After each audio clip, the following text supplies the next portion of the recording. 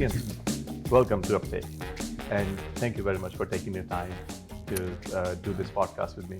Yeah, absolutely. I've been looking forward to it. So Theuns, you have a very, very different personality than the many transformational leaders that this industry has. You have absolutely, I would say, fantastic background, and you have a very different perspective of looking at this industry from the outside. And now you are leading the vision for Nutrien, the total transformation vision, and you have done really well for that in terms of operational excellence across Nutrien, delivering value really early. And now you have this roadmap of excellence. The way I see this, I won't be surprised if you can lead Nutrien to be a pioneer in digital transformation. So I'm sure that your insights are going to be immensely valuable to the viewers and listeners of the podcast. So I'm very fortunate, very grateful for you to come in and share your insights. No, thank you very much for having me. I think, yes, to your point, my background is not your conventional way of how you get to a role like I am in today. I think, yes, I had a lot of exposure to the operations. I've had a lot of exposure to business and of course your information technology functions as well. My background is given me not just in my career, but also personally, has given me the ability to have to adapt to change very quickly. This is the 5th country I live in. Being able to move from country to country and spending time in different countries, in different cultures, different languages, different environments, does provide you with an opportunity to change your perspective on adapting to change. One thing I've learned that adapting to change is, I think for me at least, personally, it's a competitive advantage because you have the ability to adapt to change very quickly. But I also think understanding what is it that executives look for in business, it is really about value. At Nutrien, what we focus on, and my mandate is making sure that we focus on delivering value to the organization. So when you talk about a specific digital transformation or you talk about IT, I don't necessarily look at this is a IT or a technology transformation or this is an operations transformation. It is understanding and looking at those functions and those different areas and understanding where do you articulate value and how do you extract that value to be provided to the business. And I think that's helped me in my career set up for success because you focus on the right things. It's the things that executives want to see. And ultimately for us, safety is extremely important in the mining industry. That's a very common theme. So safety is paramount. Being more productive for what you do and how you do things is extremely important. And that's a lot of value is in that piece there that we are trying to extract and say, how do you not only use processes and ways of working, but also apply technology. Now, when I say that, it is not technology as this foreign concept. It is actually pretty simple. One of the great stories is around the iPhone. Anyone from the ages of 100 can work an iPhone, and you've got my grandmother texting me. You ask the question, how did they actually adapt to that technology? That is how I think about technology in the operational area as well. How do you get technology to be adapted to operations in that way, where it's not something forced or foreign, but it's something that is easy to understand. It guides you what you need to do. It helps you make decisions. I find myself in a very fortunate position to be able to lead this transformation for Nutrien. We're focusing on potash at the moment across 6 of our sites. Let's see how it goes from here. Yeah, I think in terms of technology, how it has changed our lives, I think you and I, we are from that generation where we have seen this evolving like exponentially. I still remember I had a distinct memory when I was like 5 or 6 years old, and we had a handful of telephones in the whole town. Like in the whole town had 50, 60 telephones. And we did not have telephone at home, but I got a call for my father from someone to my neighbor's phone. And that was my first interaction with technology as a human being. And I lift the receiver. This was a red color, the rotary dial one telephone, heavy thing. And I lift the headset and say hello. And that was remarkable experience. I cannot forget that feeling. Listening someone, not seeing that person. Oh yes. Like someone is talking to me and I don't know where that person is. And from that point to today, if you do not respond to a text message in 5 minutes, you are considered rude. Well, do you remember the times when I remember my first cell phone, right? I think I was 13 years old. I got this brick. It was a Siemens. I think it was like an S6 or something. And I remember getting a cell phone was not about actually texting. When we started using cell phones, it was all about you've got the ability to call someone. Yes.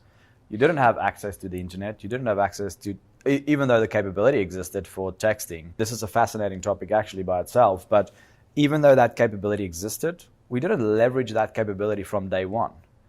It was there to be used in emergencies or call people. Now, the pendulum swung all the way to the other side, and how often do you get a call these days? It's more, okay, hey, where are you? I texted you this morning saying, hey, I'm here, pick me up. It's fascinating how that's changed and swayed to the other side. But it also talks about adoption of technology, and how did that adoption actually start? Because I don't remember this massive trend saying, well, now there's texting and this is a great new technology. It existed there way before we started using it. So, it's fascinating to reflect on how that came about and how people transitioned into this notion that texting is now just the norm. And that's equally fascinating that the technology exists and we as human beings, as individuals, we are great adopters of technology. We have changed our entire behavior system. But when it comes to business, when it comes to operations, we are so old-fashioned. We do not want to change ourselves in a new ways of thinking. We don't want to implement technologies. So tell me more, what's happening here? Why there is this asymmetry between human individual adoption behavior and also when it comes to the plants or operations? What's going wrong there? Look, I think it's not a simple answer. There is no simple answer. If it was, I think we'd all be sitting somewhere in Mykonos and on a boat somewhere. But, look, I think from a adoption of change and adoption of new technology within operations, the industrial industry and the mining industry in particular,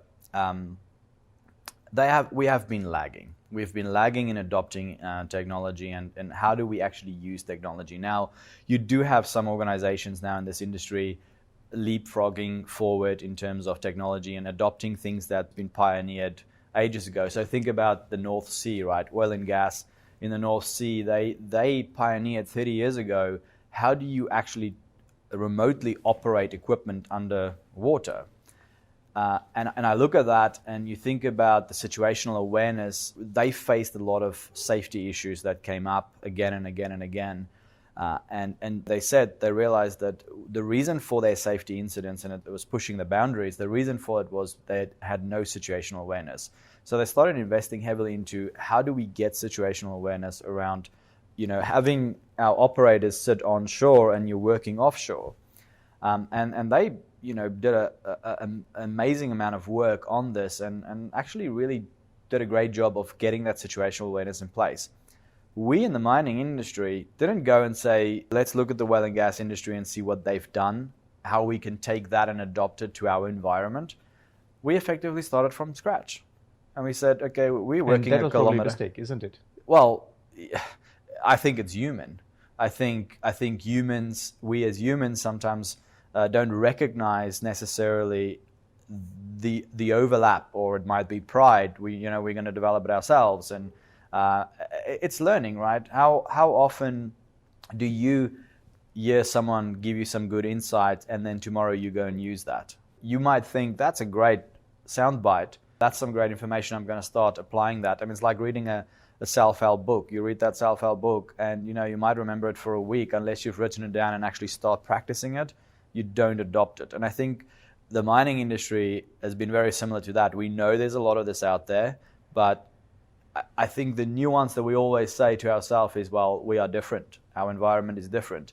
We mine a kilometer underground in Canada, and as I said, It's a soft rock mining. We are the largest soft rock operator in the world underground. And when you think about the opportunity that it presents to us to learn from, whether it be hard rock mines or other industries, it's significant.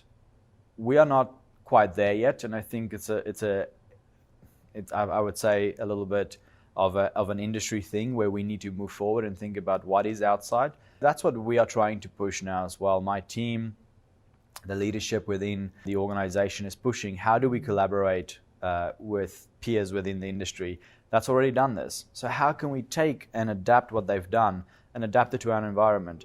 The technology is not different. It is the environment that changes. And understanding how you apply that same technology to a different environment, I think that's where we're at. And I think I spoke before about my journey personally in living in many different countries and working in different countries and adapting to culture and adapting to change. I think change is going to continue to happen. This cliche of change is the new norm. Yes, I agree, change is the new norm. The question becomes, how do we actually interpret that change as it comes through? Does it cause a significant disruption, or do we get better with dealing with this change so it doesn't cause this significant disruption? And I think that is what we need to focus on and work on, and make sure that our folks working in the operations get better at dealing with this introduction of change. Technology presents a very different change, though, because you think about your conventional change. There's a spike in this, and people would think, okay, well, how do I deal with this? And it stabilizes soon after.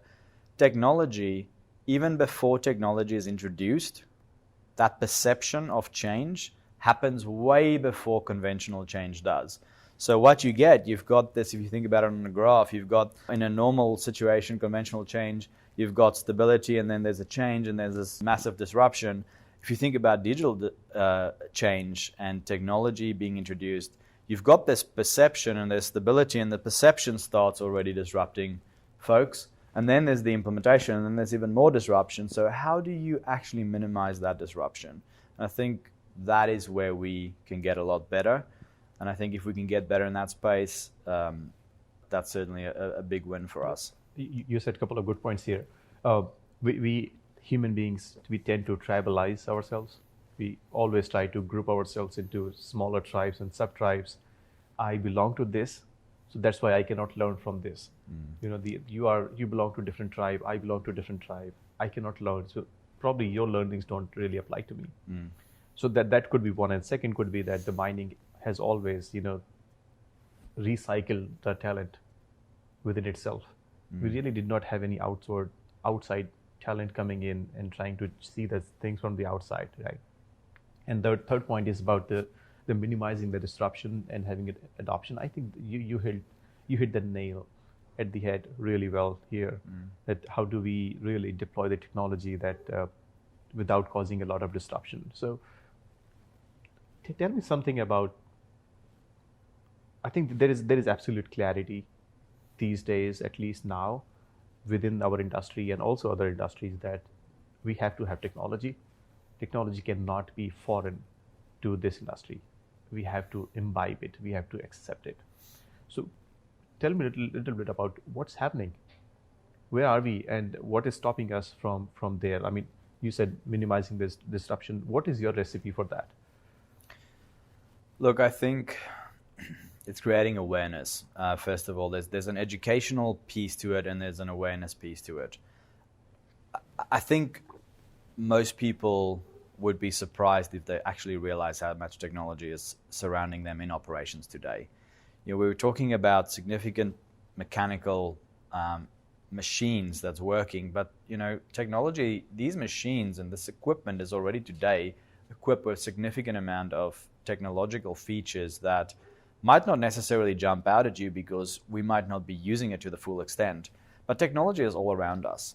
And this notion that technology is only reserved for a certain group of people, or a certain group of people will administer technology. I try to divide that into instrumentation department and IT department, and the operations department is supposed to be not knowing everything. Correct, right? Yeah. And I think it's this.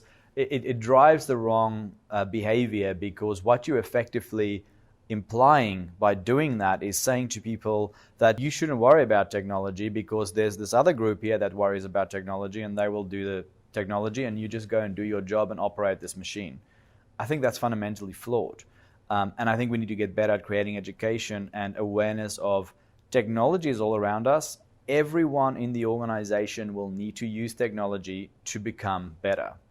Technology is in everyone's job title in the future. Technology will be the way that we think about going about your day. You know, you think about robotics. How will that drive, you know, the way and the perception that we have about work in the future? If we continue to drive technology into a group of people or a function, you will never get true adoption of technology, and I believe you will leave a lot of value on the table. Right.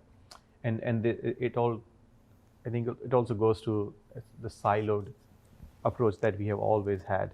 IT department will take care of IT, and then instrumentation and maybe electrical will take care of the SCADA systems and PLCs, and the operations people, those who really affect or get affected by those technological changes, they are completely isolated. Yeah. And then when now we are talking about IT and OT integration, and the situation gets even more complicated because OT starts from the operations and IT is completely removed from the operations who are supposed to lead those OT, unfortunately. I think this is a great conundrum in the industry. Yeah, look, and I mean, it's a hot topic, I think, in many industries today, how you think about OT and IT and whether that becomes technology and who leads it. And you know, we can have probably a discussion on that for a day long if we need to, but I would avoid that for today. But I think one of the things that I would say about IT and OT is, unless you will start getting functions and technology coming together, and look, I think, just to take a step back, I think from an OT perspective, you need IT. IT has a very specific role to play in OT. As a custodian. Correct, and it's an input. But I do think, though, that it is fundamentally different. The way that traditional organizations have been set up, and our organization is set up today, is that you've got embedded resources with IT sitting in operations, but it is certainly not embedded and understands operations to the full extent. What we innately do, and this comes back to this human factor, is that when you say, you know, I'm this technology function and I'm going to be, you know, telling you how do you run operations, it's like me coming in and telling you this is how you need to do your job when you've never done that, when I've never done that job. Being mindful of that is the first step. The second piece is that what you're essentially doing is you are saying to a bunch of very smart people, you've got mechanical, electrical engineers that are running this equipment, that is programming the PLCs on these machines. But what you're saying to them is like, actually, I don't have any of your experience, but I'm going to now tell you how to run your machine because I've got this piece of software, and because it's technology, I own it. And therefore, I will tell you how to do it. And then all the wrong things start happening. You lose value. You drive disruption is then compounded to an extent where you cause a spiral of not only losing value, but getting people upset. And this is where emotion comes in between people. And then emotion effectively destroys value. You know, that it's a question of land grab. Someone is trying to grab my operation. Correct. And I think, you know, it's not good for any organization to have, I think if any of that comes up, you need to address it and you need to set clear mandates. And I think many organizations today struggle with that. What is the operating model? And then once that operating model is established, what are your clear mandates to execute on? And I feel that there's a significant opportunity for us and for others to actually execute on making sure we are clear on those mandates. If those mandates don't work and we find that it doesn't work together, you know, you move on and you change it and you explore with it. But this notion of locking in an operating model and saying this is your mandate and then forcing it to work, I don't want to use the word agile, but this is where we need to think about changing more often rather than changing once and then trying to force and hoping it to work all the time. Yes. No, I completely agree. I think that's a core of change management, isn't it? It is. I would say that's a significant part of it. Yes. What you're saying is that when we define those operating models and define responsibilities, where do we start? I mean, an operator or the people responsible for running a smooth operation, will they start owning the OT, or will the technology be something that nobody owns because everybody uses? And it's like the business as usual, but there is no ownership. There is of technology, but yes, people are responsible for driving business value. People are responsible for making sure that the operations run smoothly. But there is no the concept of owning the technology. Yeah. Look, I'm not the expert in telling you exactly who needs to own what, but what I will say though is that there needs to be a distinction between a connected enterprise and how do you get connections in your enterprise, how do you get the infrastructure that is there to enable a lot of this information. But when you think about an ERP system, there's components there that a traditional IT function will be leading, and surely they should. Data entry, think about that for a second. And how do you use that? That is something that sits within an IT function. You start going to the OT side of things, and you think about the data that comes in from industrial equipment. How is that used? Who uses that? I think there's a difference there of who owns that data and what is done with that data. Now, again, organizations differ in their thinking around who should own IT, who should own OT, or whether one function owns both. Maybe there's a capability that you bring into this team that actually is a mix of operations and of technology that brings it together, and you can do that. But my experience is even if you have been an operator and at a mine site for 10 years and you remove that person from that environment, within a year, 2 years, you lose credibility. Even though you have the knowledge and the experience, you do lose credibility. So you will still need to be spending time at that site, spend time with the operator. I don't think there's a simple answer to this question. I think there are some organizations that are doing a really good job at this, and there are some that has tried this as a social experiment and has failed miserably. And I think what we need to do is we need to make sure we learn from those. And I think that's where we are at in the journey. I totally agree with you. I think as compared to, say, 5 years back, where we did not really have a lot of examples to share. But now we have come to a point where we also know that, okay, these are the experiments, social experiments or technological experiments that have happened elsewhere in the world. Those can give us good guidepost, not essentially a manual, but at least this does not work. Let's not repeat that.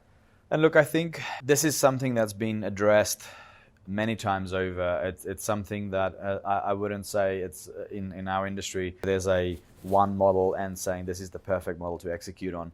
What I do think is going to become important as well, and probably even more important in the future, and it's a side topic, but if you see the disruption that has been caused by this discussion between IT and OT, I will venture a guess that it's cost companies billions of dollars around the world.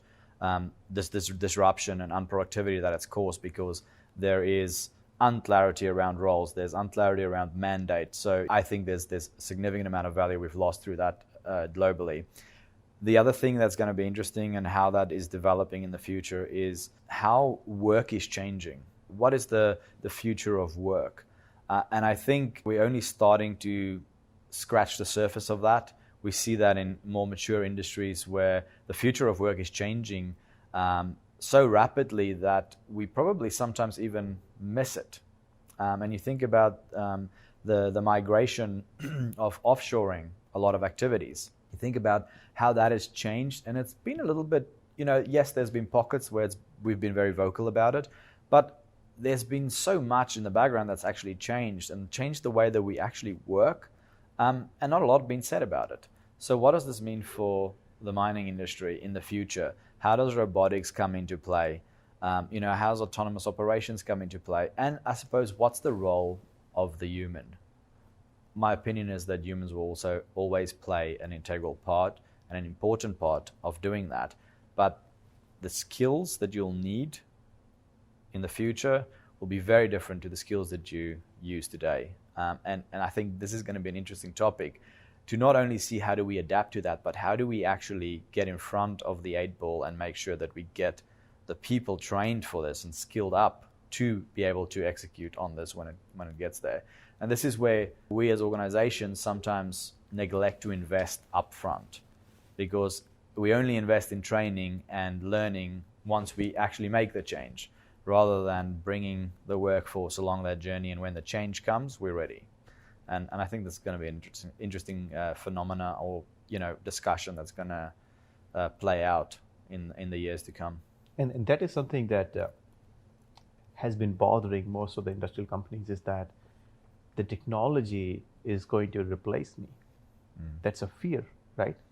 So that's a fear with the people, that technology, if I start adopting technology, I will be useless. Somebody else or some robot or some AI is going to do my work, and I will be, irrelevant. And this is what history has told us. Just right from the invention of agriculture. Agriculture was an invention because we decided not to go after the food. We decided that food will come to us. Right from that point, the skills have changed, obviously, as you rightly said, and it has resulted into more employment, not less employment. So instead of a replacement dynamics, there is this creation dynamics that new jobs create. Obviously, the redundant jobs today are going to be replaced. Like the telecallers and anything that can be done by robot will be done by robot. Yeah. But that will mean a lot new opportunities opening up. And you hit it a very, very right point. Is it's important to focus on training and upgrading the skills of the people, and going back to your point about agility and the agile mindset, where the change is the name of the game, but we are completely and we can keep talking about this. Is so broad subject that we always have this notion about education, that once we graduate from the school, our education is over. Yeah. But I think those things are going to be challenged more often than before. No, I think if you really think about it, that's not the truth. You need to continuously learn. You need to continuously change. I think one of the things that, to your point around bringing in these new ways, yes, you've got people in this industry that believe this is going to replace me. It's going to change the way I work, or actually I won't have a job anymore. This notion, I think it's a premature notion to think that this technology will change me. And at least in many of today's lifetime, you will not get to that point that quickly. I do think that attrition will take care of the small changes that comes along with this. But something that is more fundamental, and I read this just recently, was when you design for, and actually let me take a step back, governments and regulation around how technology can be applied within our industry is very archaic today. There are certain legislation that does not permit you to use technology where it needs to be, certain activities need to be done by humans. And in fact, in this specific case, humans do a much worse job compared to what technology can do for a specific thing. And this is around safety, and it centers around how do you make sure that the operations are safe. Now, in this instance, technology does a much better job, as I mentioned, than humans, but yet regulation has not been updated to reflect that. So how do you start addressing that regulation as well as part of this change? And I was thinking about that for a long time. Is we need to change the legislation, and then we need to implement the technology. And I just recently read something that I really liked, and it was, don't innovate in line with what regulation will permit versus not permit, or what you would see as becoming a barrier. Regulation might becoming a barrier in the future. Innovate as if no regulation exists. That will follow and that will adapt. And I think, in the mining industry, that is sometimes a tough thing to do, because it's put up as a roadblock, and in some areas it is put up as a showstopper. So how do we get better in the mining industry, not only to influence regulation, but also to think about how do we innovate for what that future state is that we want to be? I think there's also a very good question to ask around, where does diminishing returns kick in? Because I think we tend to go and want to go fully autonomous and say everything needs to be autonomous. I never ever want to have a person in the mining phase anymore. But I think that's the wrong way to think about it. I think you need to be, as an organization, you're still set up for your shareholders, you're still set up to make money. So where are your diminishing returns? Where is the right areas to apply technology and fully autonomous technology versus, where there's assisted autonomy? So I think as we develop and go on this journey with Nutrien as well, we will isolate and identify those areas a lot clearer. And I think, it will be an interesting to see where we land. No, that's a great point. I think that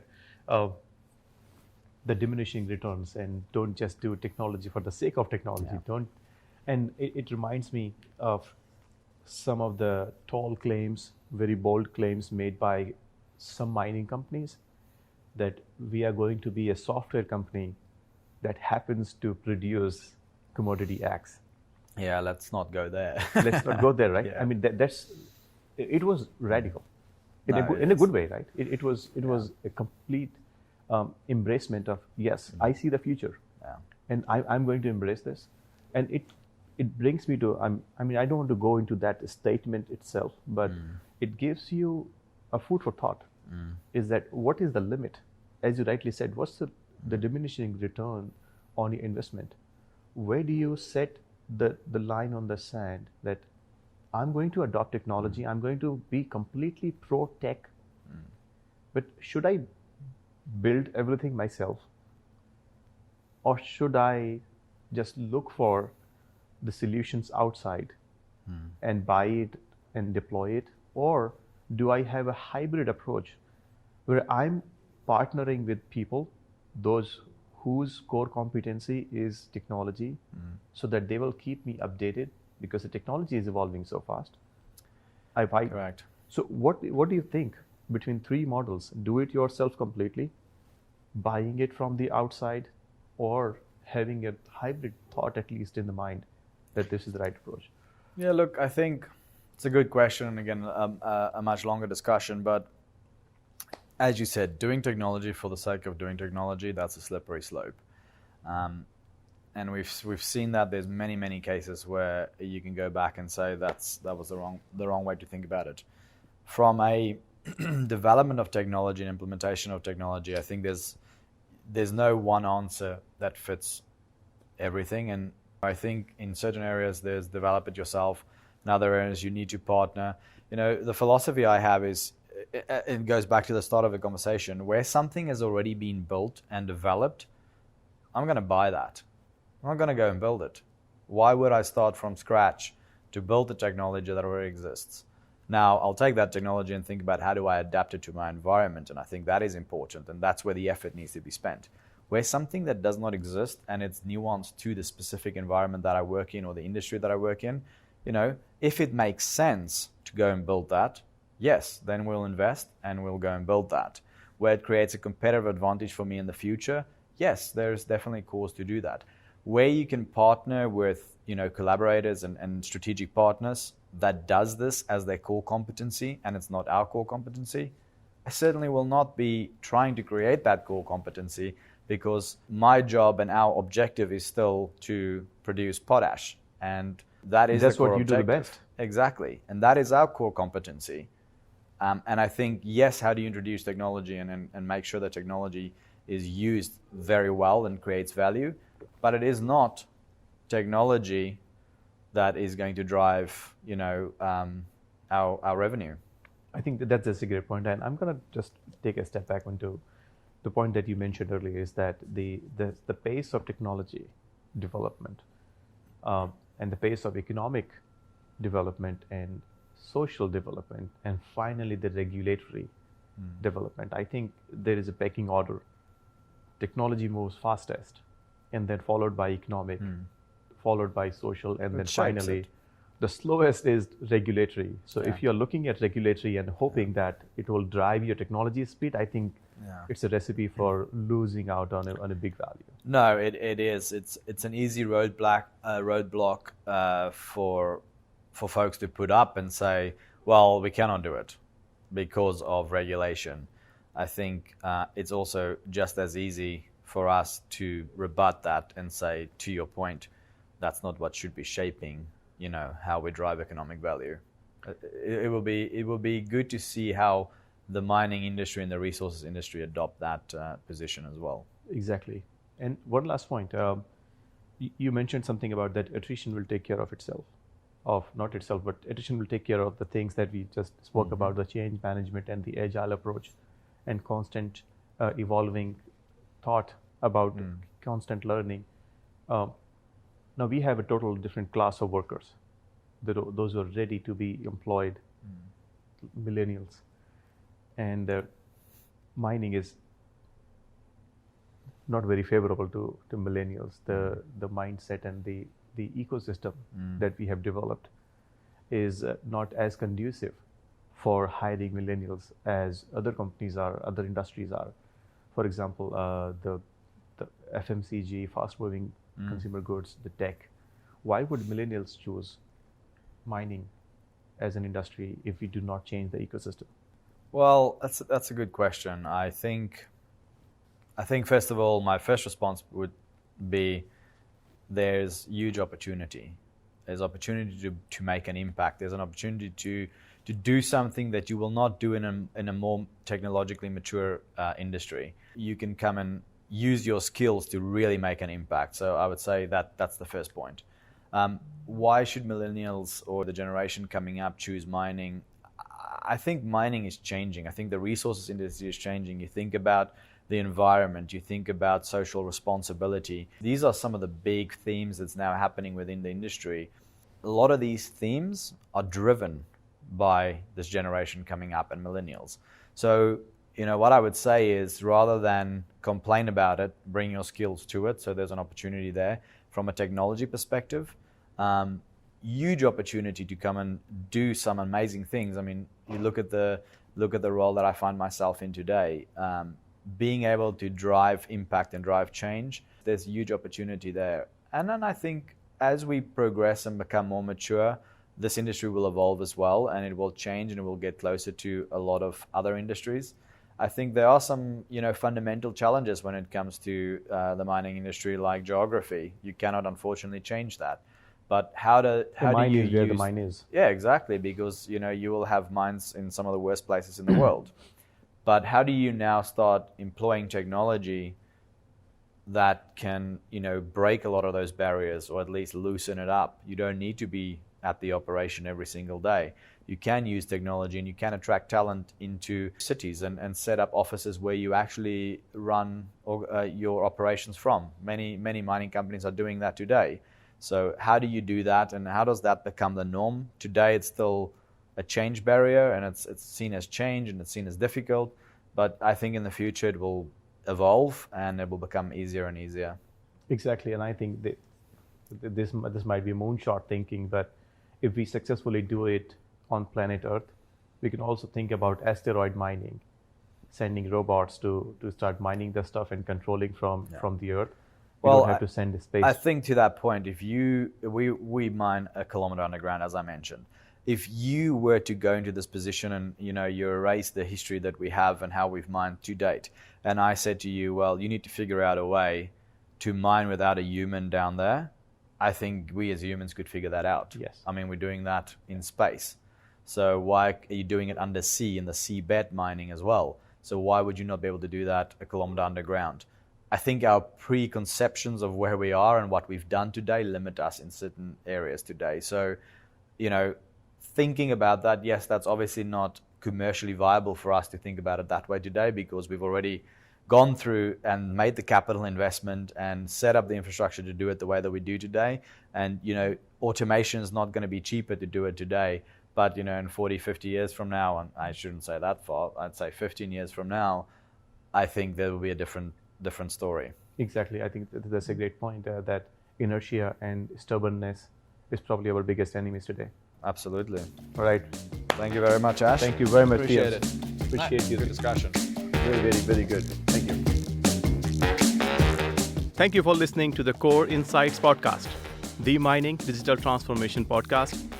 If you have liked what you have heard, please leave a review on iTunes and do not forget to subscribe to our channel. Thank you. Until next time.